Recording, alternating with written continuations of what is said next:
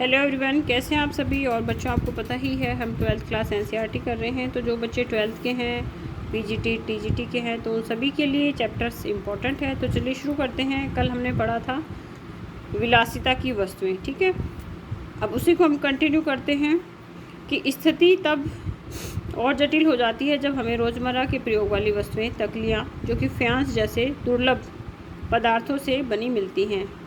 क्या हम इनका वर्गीकरण उपयोगी या विलास की वस्तुओं के रूप में कर सकते हैं? यदि हम ऐसी पुरावस्तुओं का वितरण का अध्ययन करेंगे तो हम पाते हैं कि महंगे पदार्थों से बनी दुर्लभ वस्तुएं सामान्यतः मोहनजोदड़ो और हड़प्पा जैसी बड़ी बस्तियों में केंद्रित थी। कह रहे हैं कि भाई जो इंपॉर्टेंट चीज़ें थी, महंगी चीज़ें थी, तो वो कहाँ मिलती थी? मोहनजोदड़ो और हड़प्पा में मिलती थी। और छोटी बस्तियों में ये विरले ही मिलती थी। तो कहने का मतलब जैसे अपन प्रेजेंट सिनेरियो में देखें तो अमीर लोग जो है वो महंगी वस्तुओं का प्रयोग करते हैं, लेकिन गरीब जो है वो नहीं कर सकते हैं।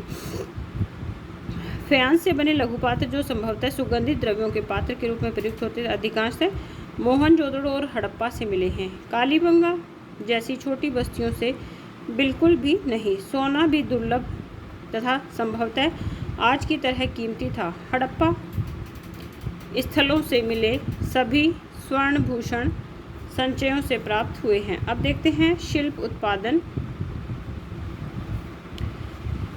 तो देखिए,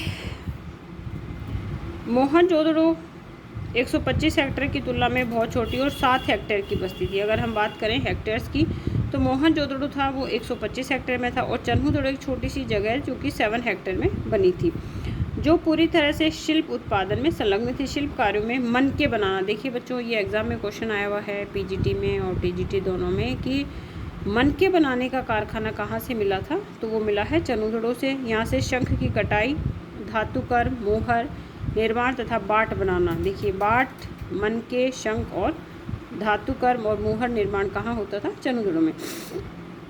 मनकों के निर्माण में प्रयुक्त पदार्थों की विविधता उल्लेखनीय है। कार्निलियन मतलब सुंदर लाल रंग का, जैस्पर, स्फटिक, क्वार्टज तथा शेलखड़ी जैसे पत्थर, तांबा, कांसा तथा सोना जैसी धातुएं तथा शंख, फ्यांस और पक्की मिट्टी सभी का प्रयोग मनके बनाने में होता था। कुछ मनके 2 या उससे अधिक पत्थरों को आपस में जोड़कर बनाए जाते थे, और कुछ सोने के टोप वाले पत्थर के होते थे। इनके कई आकार होते थे, जैसे चक्राकार, बेलनाकार, गोलाकार, ढोलाकार तथा खंडित। तो ये किसके आकार हैं? मनकों के आकार हैं। देखिए, अब आप नीचे जो बुक में एक पिक्चर दिखाई गई है, तो इसमें देखिए ढोलाकार मनके हैं और ये गोल से हैं, ठीक है। अब नेक्स्ट देखते हैं, कुछ जो है वो खंडित उत्कीर्ण हैं, कुछ को उत्कीर्ण या चित्रकारी के माध्यम से। कौन कौन से थे? चक्राकार, बेलनाकार, गोलाकार और ढोलाकार। कुछ को उत्कीर्ण या चित्रकारी के माध्यम से सजाया गया था और कुछ पर रेखाचित्र उकेरे गए थे। मनके बनाने की तकनीकों में प्रयुक्त पदार्थ के अनुसार विभिन्नताएं थी। शेलखड़ी, जो कि एक बहुत ही मुलायम पत्थर है, पर आसानी से कार्य हो जाता था। कुछ मनके शेलखड़ी के चूर्ण के लेप को सांचे में ढालकर तैयार किए जाते थे। इससे ठोस पत्थरों से बनने वाले केवल ज्यामितीय आकारों के विपरीत कई विविध आकारों के मनके बनाए जा सकते थे। शेलखड़ी के सूक्ष्म मनके कैसे बनाया जाए, यह प्रश्न प्राचीन काल तकनीकी का अध्ययन करने वाले पुरातत्वविदों के लिए एक पहेली था, ठीक है, कि भाई इतने छोटे किस तरह से उन्होंने बनाए हैं, तो वो जो है उसके बारे में नहीं बता सकते। पुरातत्वविदों द्वारा किए गए प्रयोगों ने दर्शाया कि कार्नियल लाल रंग, पीले रंग व कच्चे माल तथा उत्पादन के विभिन्न चरणों में मनके जो थे उनको आग में पकाकर प्राप्त किया जाता था। पत्थर के पिंडों को पहले अपरिष्कृत आकारों में तोड़ा जाता था और फिर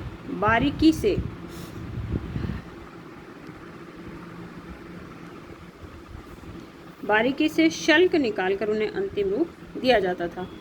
फिर है कि घिसाई, पॉलिश और उनमें छेद करने के साथ ही यह प्रक्रिया पूरी होती थी। चन्हूदड़ो, लोथल और हाल ही में धोलावीरा से छेद करने के विशेष उपकरण मिले हैं। अब देखो, इम्पोर्टेंट है, क्वेश्चन अगर आ जाए कि छेद करने के उपकरण कहाँ से मिले हैं, तो हम क्या बताएंगे, चन्हुदड़ो, लोथल और धोलावीरा से छेद करने के उपकरण मिले हैं। अब देखिए, नागेश्वर तथा बालाकोट को जो आपको मैप में चेक करना है, दोनों बस्तियां समुद्र तट के समीप स्थित हैं। ये शंख से बनी वस्तुएं जिनमें चूड़ियाँ, करछियाँ तथा पच्चीकारी की वस्तुएं सम्मिलित हैं के निर्माण के विशिष्ट केंद्र थे। कौन से? नागेश्वर और बालाकोट। ठीक है, तो यहाँ से क्या मिल रहा है, चूड़ियाँ, करछियाँ और पच्चीकारी की वस्तुएं मिली हैं। तो क्वेश्चन क्या आ सकता है, चूड़ियाँ, करछियाँ और पच्चीकारी की वस्तुएं कहाँ से मिली हैं, तो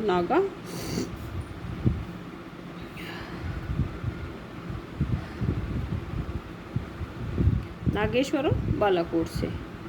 फिर है,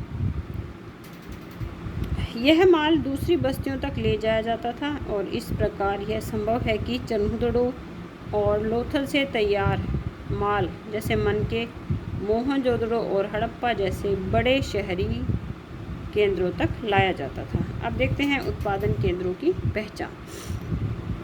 शिल्प उत्पादन के केंद्रों की पहचान के लिए पुरातत्वविद सामान्यतः निम्नलिखित को देखते हैं। एक तो प्रस्तर पिंड है, फिर पूरे शंख तथा तांबा अयस्क जैसे कच्चा माल, औजार, अपूर्ण वस्तुएं, त्याग दिया गया माल तथा कूड़ा करकट। भाई चीज़ें बनाने की वजह से हम लोग भी अपना कचरा जो है घर का बाहर फेंक देते हैं, तो हमारे घर के जो कचरे को देख के जो है काफ़ी कुछ दिनचर्या के बारे में पता चल जाएगा कि भी आज इनके घर में कौन सी सब्ज़ी बनी है, कौन से फ्रूट आए हैं, चाय बनी है या नहीं बनी है। क्योंकि चाय पत्ती को हम कचरे में फेंकेंगे, सब्जियों के जो छिलके होते हैं उनको हम कचरे में डालेंगे, कुछ टूट फूट हो जाती है तो उनको हम कचरे में डालते हैं, तो उससे आइडिया भी हो जाता है कि इनके घर से किस प्रकार का कचरा निकल रहा है। तो इसीलिए पुरातत्वविद क्या करते हैं कि वो जो कचरे के ढेर हैं उनको चेक करते हैं। यहाँ तक कि कूड़ा करकट शिल्प कार्य के सबसे अच्छे संकेतों में से एक है। उदाहरण के लिए यदि वस्तुओं के निर्माण के लिए शंख अथवा पत्थर को काटा जाता था तो इन पदार्थों के टुकड़े कूड़े के रूप में उत्पादन के स्थान पर फेंक दिए जाते थे। कभी कभी बड़े बेकार टुकड़ों को छोटे आकार की वस्तुएं बनाने के लिए प्रयोग में लिया जाता था, परंतु बहुत छोटे टुकड़ों को कार्यस्थल पर ही छोड़ दिया जाता था। ये टुकड़े इस बात का संकेत करते हैं कि छोटे विशिष्ट केंद्रों के अतिरिक्त मोहनजोदड़ो और हड़प्पा जैसे बड़े शहरों में भी शिल्प उत्पादन का कार्य किया जाता था। अब नेक्स्ट रहेगा हमारा जो है माल प्राप्त करने संबंधित नीतियाँ, जो कि हम कल पढ़ेंगे। और आप लोग ध्यान से पढ़ें, जो भी चीज़ मैं इम्पोर्टेंट यहाँ बता रही हूँ तो आप उसको नोट करते चलें। जैसे छोटे बच्चे हैं, अगर 12th क्लास के हैं तो उनके लिए भी हिस्ट्री बहुत इम्पोर्टेंट है। जिनका सब्जेक्ट हिस्ट्री है तो उनको तो आपको बोर्ड का एग्ज़ाम देना है। तो बहुत सारी चीज़ें जो आप नहीं पढ़ते हो, तो बुक को थोरोली स्टडी हम जब करते हैं तभी हमारा नॉलेज जो है वो इन्हांस होता है। और ध्यान से आप लोग पढ़ें, इम्पोर्टेंट को नोट करते रहें। और मेरी वीडियो देखने के लिए आप सभी का धन्यवाद।